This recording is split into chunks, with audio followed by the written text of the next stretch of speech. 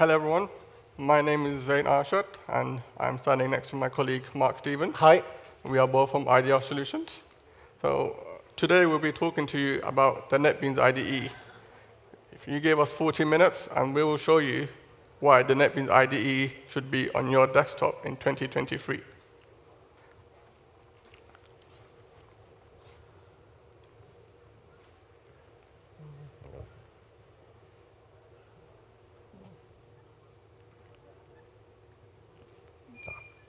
Okay, so before we dive in, a bit of information about us. So first of all, we like cats. We're obsessed with kittens. And that's also because kittens they're always curious. They always like to try new things, explore things that they haven't done before. That's also us as well. As developers, we're always looking to try new things and learn things that we've never done before. So both me and Mark, our daytime job is development and run the technical support. We provide technical support for our Java development libraries, which is our product for IDRsolutions. We have Java developer libraries, IDRsolutions. We do the development for that. We're a UK-based company founded in 1999. There's currently 11 of us working for IDRsolutions, and we have around 200 customers. 200. 202 now. Yeah, okay, that's good. Okay, and so we've explored various different tools. We've written code in JBuilder, Visual Cafe, JEdit, Forte, Eclipse, and now a lot of our coding is done in IntelliJ and NetBeans. So we work with PDF files, we work with HTML5, SVG, all inside Java. And we are regular speakers. We've spoken at DevFest before. We've spoken Java 1, Code 1, Java user groups. So this is not the first time. And as you can imagine, we are big NetBeans fans. And today's useless fact is I actually have a degree in medieval history, not IT. I run a software company and I know lots of medieval history. So this is my dream conference. I spent yesterday boring all the other speakers on the speakers trip about all the history of Istanbul. So I love coming back to the city. I'll come back as often as you guys invite me. So if you'd like to ask us about kittens, PDFs, HTML5, medieval history, NetBeans, coding, any of this, please ask about us, any of the above at the end of the talk, or we have the IDRsolutions stand. We'll be here for the rest of the day. So come and chat to us. Okay, so hands up for those of us who have used NetBeans in the past. Okay.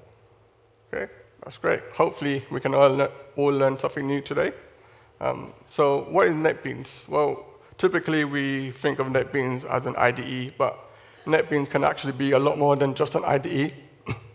NetBeans IDE is also a platform. It's a framework, and we can also use it as an SDK. So NetBeans is very highly modular. So because of this, that's why it's more than just an IDE. There's a lot of changes you can make. NetBeans is very good for its customization and the flexibility. So this screenshot is actually a screenshot from the old website, but you can see we're writing code. It sort of shows nicely how modular it is. So everything inside NetBeans is basically a plugin. So you can choose to add new plugins. It's an open source project. So because NetBeans is open source, there's a big community around it, and people like to build their own functionality onto the IDE. So you can go and find plugins and basically add features to customize the IDE. If you press the buttons for me.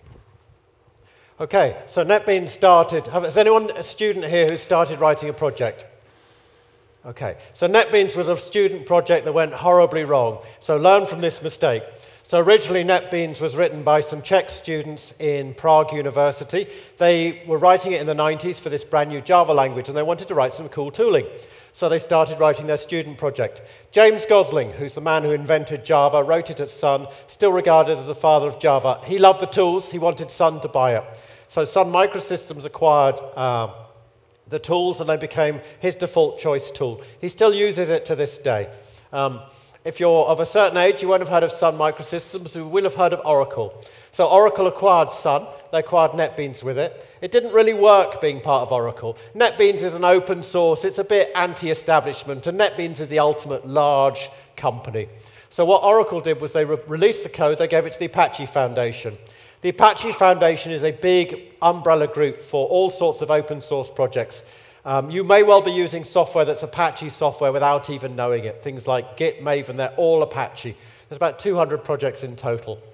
So that's the Apache project. NetBeans is now under the Apache project. It has 4 releases a year, so it's now also much faster release. It's open source. I'm going to show you where you can see all the code. We're about to release version 20. There are over 180 contributors currently. So you can download it, and if you don't like it, you can hack the source code. It's built on top of many Apache technologies. So it's a really cool piece of software, and we're not going to just show you slides here. We're going to get down to doing some coding in NetBeans. So let's move on. Yep. So like I said, NetBeans is, it can be used for a lot of things. You can make it basically whatever you want it to be. So initially, NetBeans was developed for Java, so that people can write Java. But now NetBeans has come a long way, and you can also use it for many other languages as well. So let's go to NetBeans.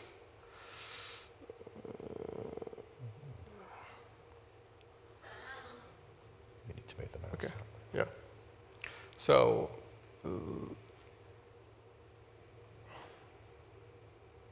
There we are. Couldn't find my mouse. Right. So to give you an example, we can, if I go on File. You need to click on NetBeans.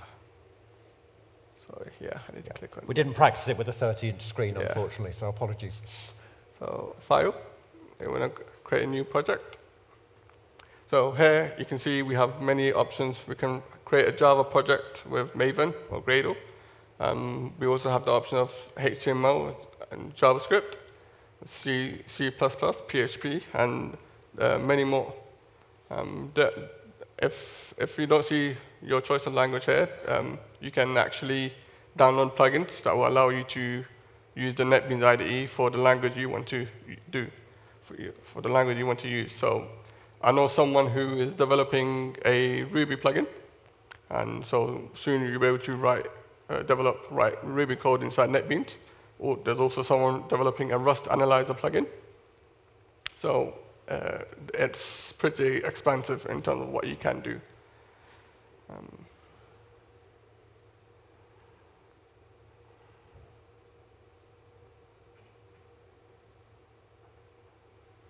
So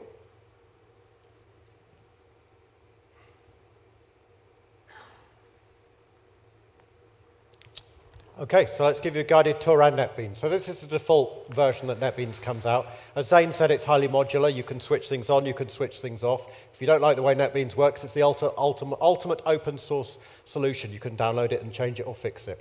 So let's introduce you to NetBeans. Most IDEs have now formed around a certain viewpoint. So what we'll generally have is we'll have a code view up here. We have different types of code view. This is very much an object-orientated code view. So you can see we have our code here. So we have our Refactor Maven project, which is up here. We have nice little different icons for it. And we open one of our Maven modules here. This is the viewer. It's nicely put code into different sections. So we have test packages, source packages. Let's just open a class so you can see it. Code by default will appear over here. We can move these windows around. They're totally undockable. We can move them down. We can move them up. We could move them onto somewhere else on the screen, or we can put them back. Let's try and put it back. Okay, fiddling around.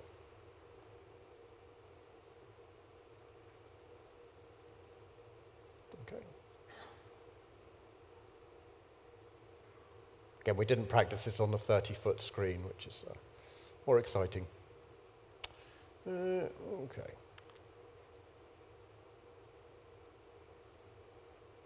If you drag it to the tab. Sorry. Which one? So if we drag it up next to the tab. So if you drag the tab.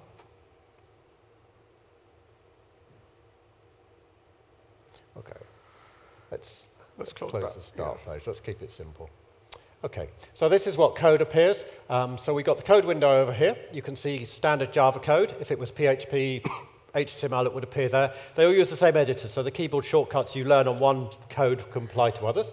We've got the object-oriented view down here. We've got, like, for example, project files, some Maven files so you can see the POM. We've got dependencies. We've got a context-sensitive window down here. Because I've got the Java class selected, it's showing you the Java. We've got output down here. I'm going to show you some output down there later.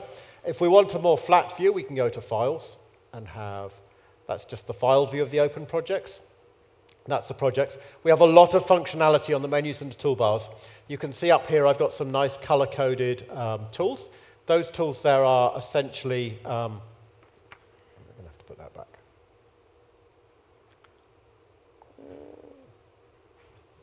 I'll leave that to Zain to fix. He knows how to do it. Okay, I don't normally move these around, that's why I'm not familiar with the Docker. So again, you can see as I click on different classes, the bottom right-hand window is context sensitive, its function changes. I've got output down there, I'm going to show you some more tabs that are appearing there. Again, we've got these toolbar shortcuts up here. These are my Git shortcuts, so when I choose Java, it will appear, and when I unselect it, it won't. Again, I can choose which keyboard shortcuts appear down there. So it's highly configurable in terms of how I can use it. I can run it in full screen mode. There's also a services tab, so I can access external functions from NetBeans. So I can access Hudson, Docker, I can access Maven repositories, servers, anything I want really. I can also have additional favorites tabs. There's a bookmark tab, which I'll be showing you later, special directories. So there's an awful lot of functionality tucked into NetBeans. In 40 minutes, all we can really do is get you excited and encourage you to try some features on it. So let's move on to the next slide. There's my mouse. Okay, so Zain's going to talk to you about context sensitivity, I hope. Perfect, over to you. Okay, so NetBeans is context sensitive. So what exactly do I mean by that? So NetBeans knows what you're doing. It's intelligent. It looks at what you're doing, and then it gives you the best options around you to make it as easy as possible for you to continue to do your work. So let's give you some examples.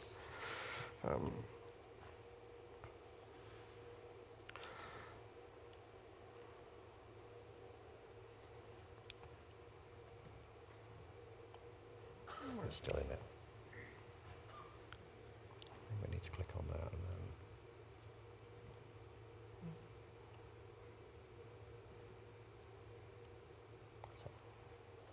then okay, so let's open NetBeans. Let's go back to NetBeans. Right now, what's selected? Well, I've selected some text. So if I go on Edit, it gives me the options according to the text. So I can copy, paste text, and paste what I want. If, let's say, instead, if I open the same menu after selecting, let's say, a file,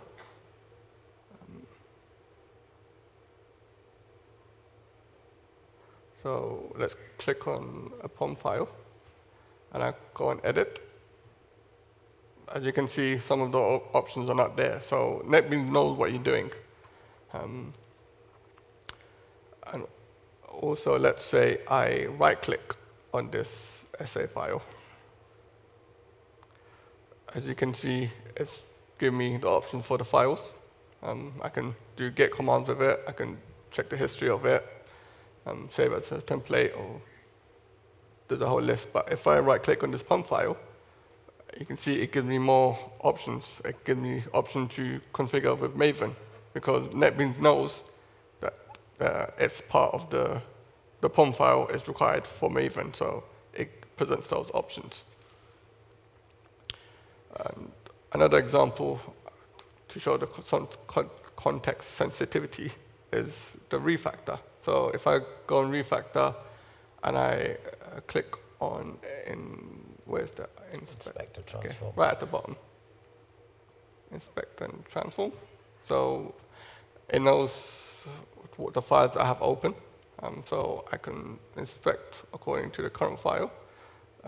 It knows the project it's in, so I can run the inspect and transform on the current package, or I can do it for the whole project. So we'll move on back to just context sensitive. Okay, so now Mark will show you how NetBeans is configurable. Okay, so NetBeans comes essentially set up out of the box.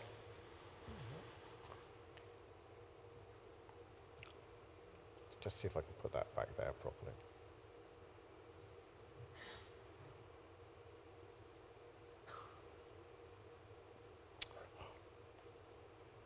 We need to practice the talk with our necks turned one side when we do it next time. Okay, so by default, NetBeans has a huge number of configuration options. So if I go to NetBeans on Settings, this is on the Mac. On the Windows, it would be under Options. So NetBeans here has an editor. So again, I can control every aspect of it to how it looks. So I've got a whole lot of functions here in terms of how it does code formatting, how it does code folding. I can choose which languages it does. So again, you can see all of these different options for different languages. There's this quite nice little WYSIWYG here, so you can actually try different things. So you can actually take, for example, the indent out and you can see what it looks like. It also has code completion options, has a lot of code templates. So every language will have code templates built in, keyboard shortcuts that you can type, which are intelligent so they show you defaults. I'll be showing you some of that later. And you can add your own. It also has hints. So these are the things that tell you the rules that it will allow in terms of its static analysis, things that it can fix or things that it can spot. Again, multiple languages.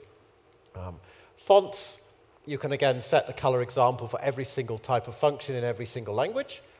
Key map, so keyboard shortcuts. If you use multiple tools, you can switch between them.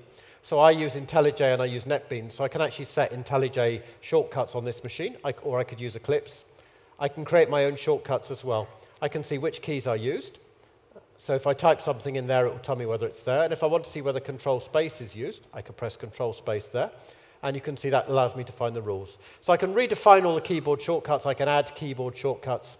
Any plugin can put its own menu option here. So we have the plugins for Java, HTML5, PHP, and C++ up there by default. So these are all the settings to control the languages that you can see going on. Let's come out of that. And also in miscellaneous, we have look and feel. So if you like a different look at, we have appearance, look and feel. So if you want a flat UI or look and feel, or you want a dark look and feel, that's where you would set it. So again, everything you can do is configurable from there. Just check I've covered all the options. Perfect. Okay. So let's move back to Zain, who's going to talk to you about project groups, or will do when I can find my mouse.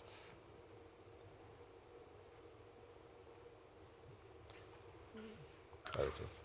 Very different to what we're used to.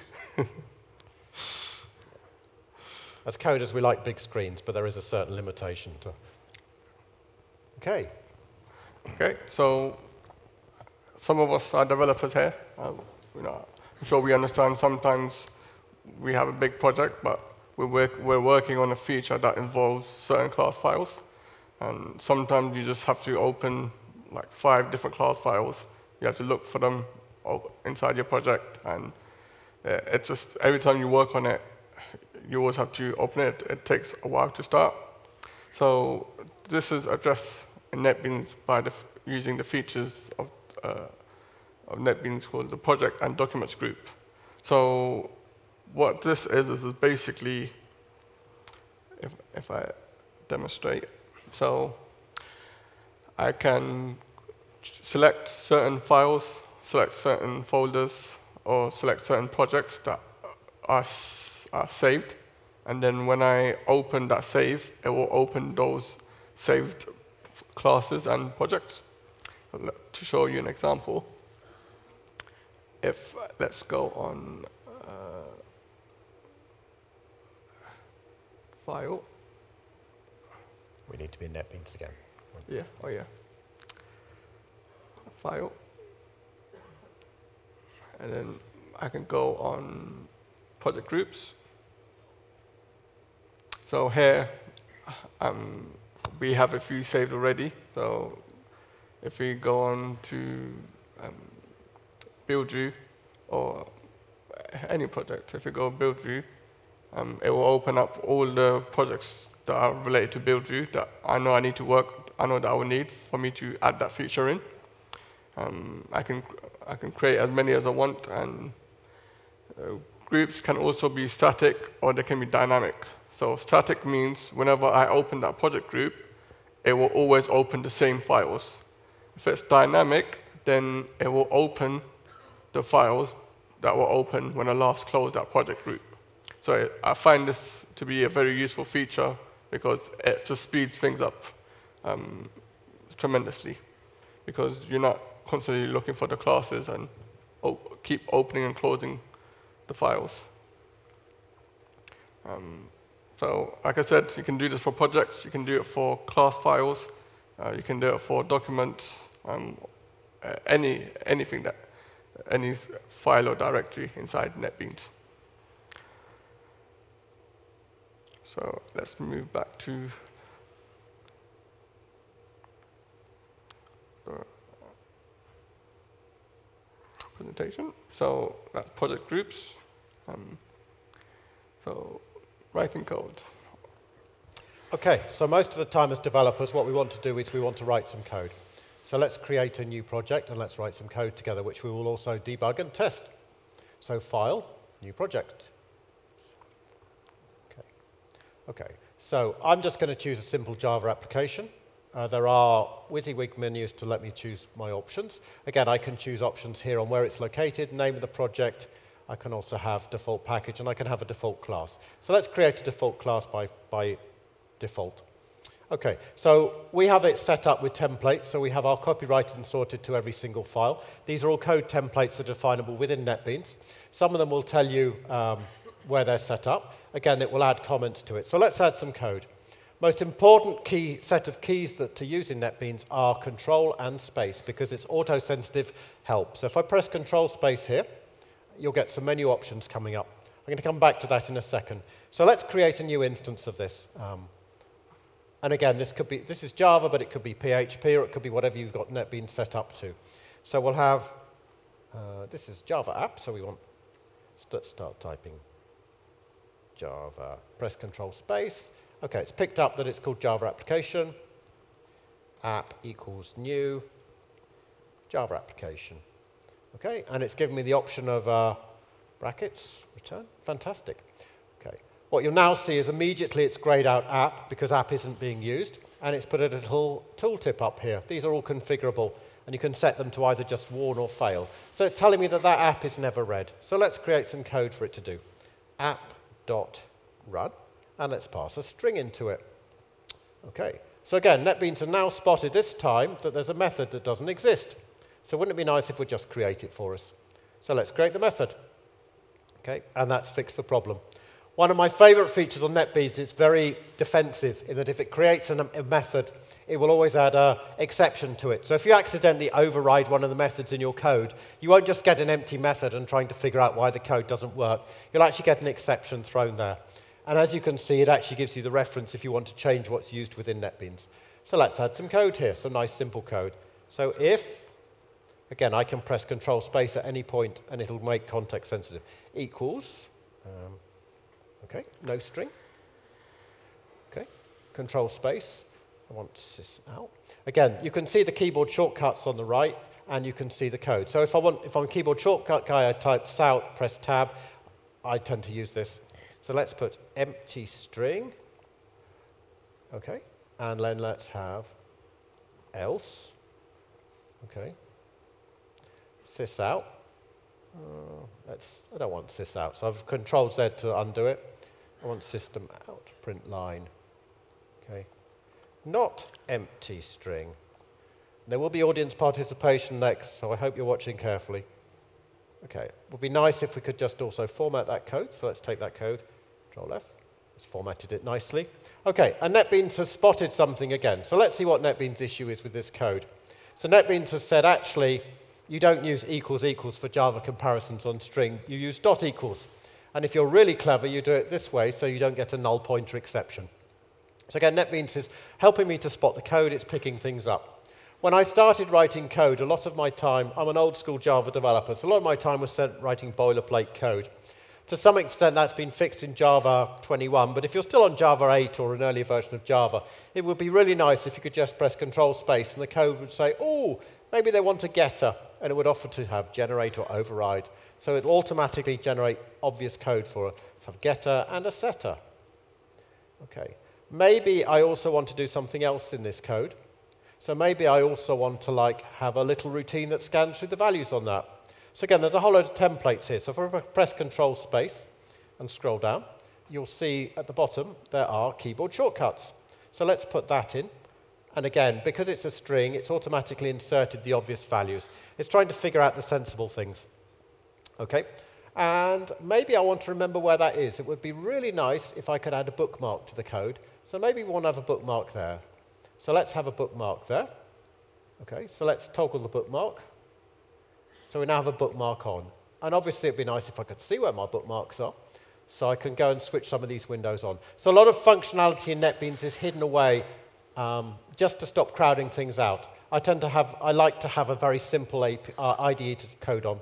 So again, there's where my comment is, and I can rename it. So I can give it a sensible name like DevFest Demo. Okay, and that's there, and I can click on it, and it's shown within that window. Okay, so I've covered sample projects, I've covered templates, I've covered automatic getters and setters, I've covered formatting, I've covered auto-completion, I've covered keyboard shortcuts, I've covered code help, I've covered bookmarks, and I've covered catching silly mistakes. So I hope you lot were watching, because we got a lot into that slide. So let's move on to testing it, because obviously we don't just ship code just because it compiles. Well, hands up who does? Okay, you need to work for Microsoft. Okay, so having got code that we can test, we want to be, having got code that we can write, we want to be able to debug the code. So again, NetBeans has a nice debugger built into it, and it's context sensitive. So when I run the debugger, the information at the top is going to change, and I'm going to get a debugger to step through it. So I'm going to give a really simple coding question for people. So I'm going to put a breakpoint there. Okay. And let's go back. I take that code out just to keep it simple. Okay. Notice that now I've taken that out, I will find at the top of the page,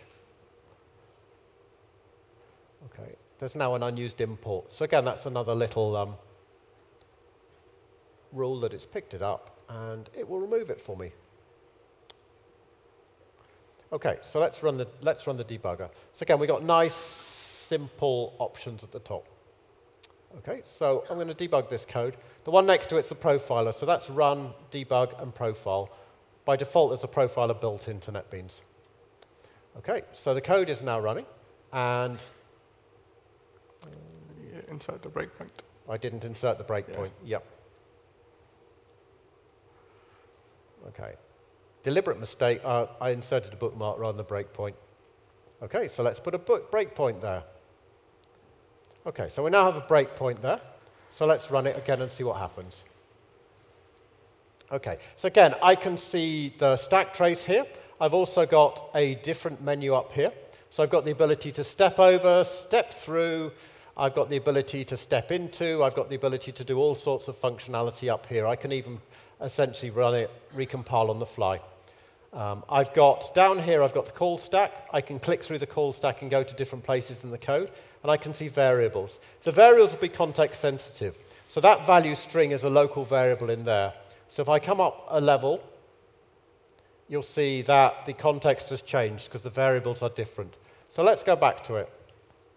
Okay, so what I can also see is I can see the values. I can see the values down here, or I can see them when I move over. So you can see that the string is empty, empty value. So a very simple question to all the coders in this room. Hands up if you think when I press the next button to step onto the command, it's going to print empty string. Okay. Hands up who thinks it's going to print not empty string. Okay. I know because I'm going to cheat. Because one of the nice things we can do, sorry Zain, one of the nice things we can do is we can dynamically change the values. So if I just ran it at the moment, it would print empty string. It would print empty string. But what I'm going to do is I'm going to change the value, okay, to something. Okay, so when I go and step into it, okay, and if I go and look at the output, okay, sorry, output. Okay, what did I do wrong? Okay, worked in practice. I'm being too clever for myself, but it is nice that you can change the values. Yeah. So, okay, so let's come out the debugger. So that's debugging code. The last thing I'm going to want to do is to write some tests for my code. So it would be nice if I could essentially just take a class and say for that class, I'd like you to build some standard test classes. So there's a tool down here that I can go into, and I can choose to update or create tests. And again, I get a choice of what type of tests I want. Do I want to test absolutely everything? Are they integration tests? Are they JUnit tests? Are they test-ng tests? Am I using JUnit 4, JUnit 5? And I can press that. And what NetBeans will do is it will create a set of tests. And there's a nice feature in NetBeans to allow me to jump to any selected code and see where it is. So I'm using that here, and you can see it's put it in the test package, in the correct package. And what it will do is it will write essentially failing test code. So if I'm into test-driven development, the first thing I've got to do is to fix all of these tests. And then I can ship the code, because obviously it now compiles and it passes all its tests. So NetBeans allows me to create all of my tests in the code. So let's close that for Zain. Okay. Let's come back to the slides. Okay. So we've covered debugging code, we covered testing code. And again, those are standard test codes. So if you already have tests, you can run them within NetBeans. And similarly, you can write your tests and you can run them with any, we run them on Jenkins on our system boxes.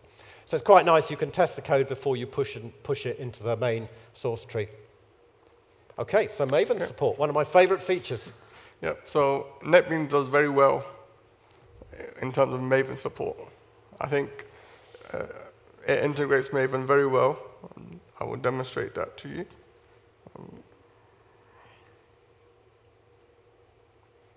So, as you know, a Maven project comes with a POM file.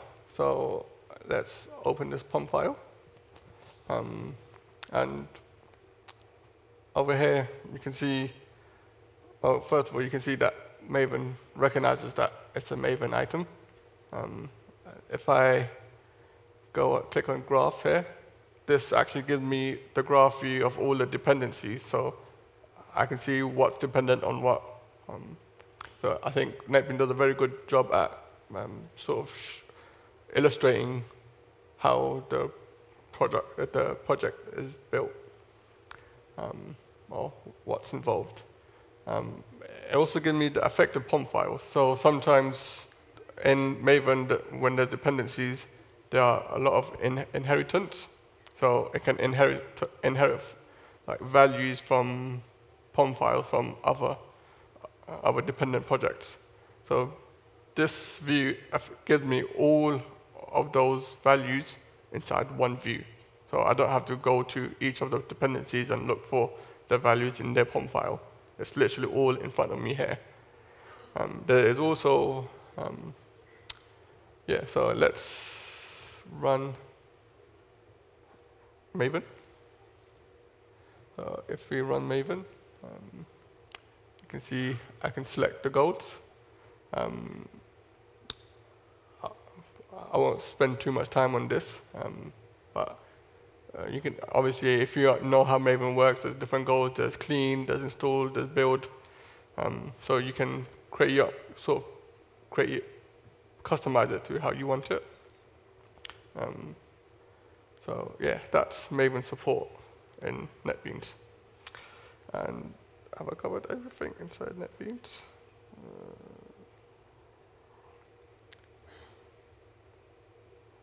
Yeah, one more thing to mention is you can see on the left here, there's, again, NetBeans being context sensitive, so it knows, it gives me all the Maven related information when I click on the POM file. So at the build folder, I can see the dependencies, so all the dependencies I can see, so I think you get the general idea. And let's go back to the next topic. So collaboration. Yeah. So one of my favorite features on Maven is it actually recognizes Maven as project type in NetBeans and doesn't generate lots of little files that you would have to accidentally commit. Yeah. So collaboration. So we obviously want to be able to push our code. By default, we're using Git. So if I go up to team here, because I've got the code selected, let's go back to projects. If I go to team, you'll see that I have a whole range of options here. I've got just about everything you'd want to access from Git. I've got branch, I've got stash, I've got push, I've got pull. I also got shelve. If I unselect it, because it's context sensitive, okay, and go back to team, you will see it gives me the list of options. So out of the box, you get Git Mercurial Subversion. You can turn those off, or you can add additional ones using the plugins. You also have a local history built into NetBeans, which is nice. You can also, again, it's context sensitive, so I click on there, I've now got these. So these are my keyboard shortcuts. So that one allows me to, okay, no internet connection. That one allows me to do a pull, and then I can diff the code to see what changes are in the base. So it gives me a complete view of the diff if I want to see it. I've got, as I say, I've got the toolbars up the top. I can also go to any class. So let's go to thumbnail decoder. Okay. And I can see any changes. Again, that's context sensitive. It can be one file or multiple files. And I can also go to the history. I can see that Kieran made that commit. I can go and see which commit it is. I can actually drill down and see the commit. I can revert to the commit. So you've got an awful lot of, and if basically anything you want in Git that you're expecting to do, you can do inside NetBeans, which is really nice. And you've got the local history, and you can actually edit the local history as well. So I want to put a comment here. I can change the comment here, and I could say something like, it works, yeah. So this is the version I come back to if I have a problem. So the local history is on a file. Git can be on file, or it can be on anything you want it to be. There's an awful lot of little options you can see that we just haven't covered up here. Again, they all have instructions, so click on them and experiment with them when you do try NetBeans. Okay, so moving on. I've lost the mouse again.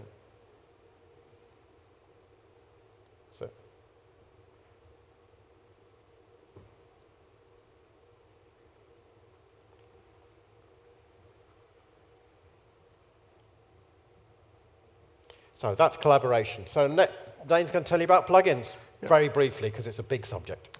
Yeah, so like I said, NetBeans is very modular. So you can add functionality, you can remove functionality. You know, it's open source, so there is a big community behind it. And you know, people who like to create plugins, and you don't know what, you know, it's worth having a look, because NetBeans has a big, there's a portal for where you can access the plugins. So let's show you some plugins. So if we go on Windows, no, I need to click on NetBeans. Keep forgetting that. So it's on Tools. And then if I go right to the bottom to Plugins. So obviously I don't have any updates I need to do. So by default, this is the portal. Currently, these are the plugins that I can access instantly.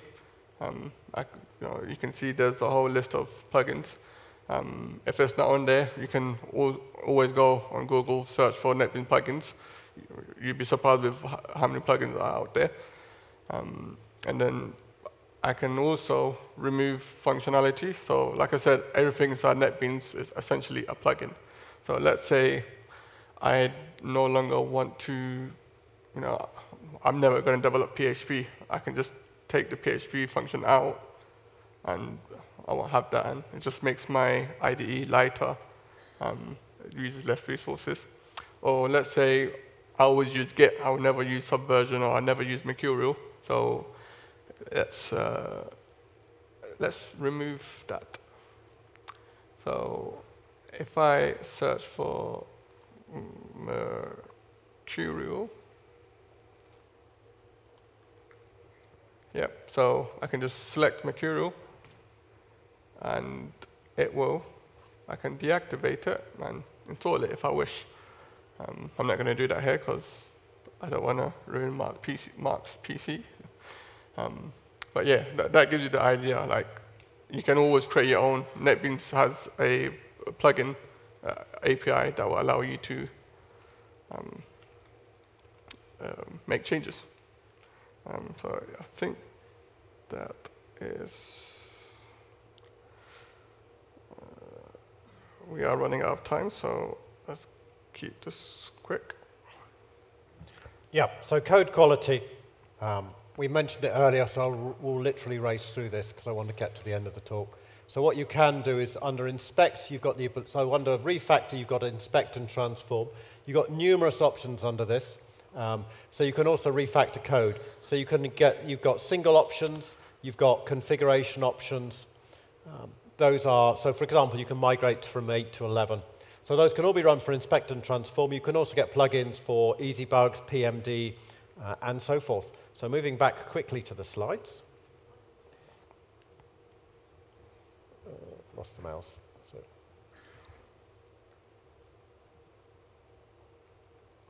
Okay. So I'm just going to quickly run through other features. There's a lot of features inside NetBeans. So you can make a Swing GUI inside NetBeans. That's very handy. You can use Java Shell. So if you just want to test one line of Java code, you can use NetBeans to just test that code. And there's a two-way Chrome connector. So for people who like to build the websites, you can actually make changes to your NetBeans code, and it will automatically update the Chrome window. So you can see the changes you're making at the same time. And you can also make changes inside Chrome, and then that change will come back to NetBeans IDE. Profiling, so if you want to see where your memory is going, or why it's taking so much time inside in your code, you can profile and see where in the code that's happening. For the regex fans, you can check your regex expressions. You can run your command line inside the IDE. I find that's very useful because I don't like having too many windows open. Like I said, there's a plugin API, and there's also Docker support, so you can build Docker applications inside NetBeans. Okay, so lastly, NetBeans is open source. That means that if you want to, you can go to the internet, and you can see if I've got my internet connection set up.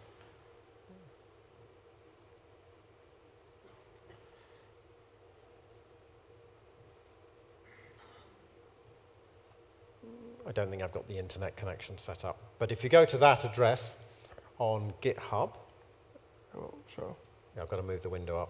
Okay. So the Apache NetBeans, let's just see very quickly if I can get it.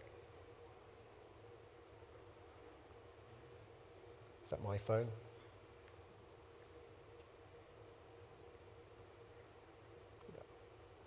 Okay, if it doesn't work, it doesn't work. But if you go to that address, you can actually download all the source code from NetBeans. You can run it, you can use a single ant command to set up NetBeans, and you can debug NetBeans inside NetBeans. So if you don't like the way NetBeans works, or you want to understand how it works, you can change it very easily. It is really the most open source IDE that you can get out there. You can literally hack everything, and they give you the complete code. So it's not a case that the source code you find on GitHub won't run. It will run. It's a complete NetBeans installation. All 526 modules that you need to run NetBeans. Okay, yeah, so like I said, NetBeans is a very big project. There's so much you can do with it. We can't cover everything inside 40 minutes. So yeah, if you have any questions, we're outside. We have a stand. You can come talk to us. We'll be happy to help you. And yeah, I think as developers, you should always try out new things and just test different things. See, you might like something better. So happy developing with NetBeans. Any questions? You know where to find us. Thank you very much. Thank you very much.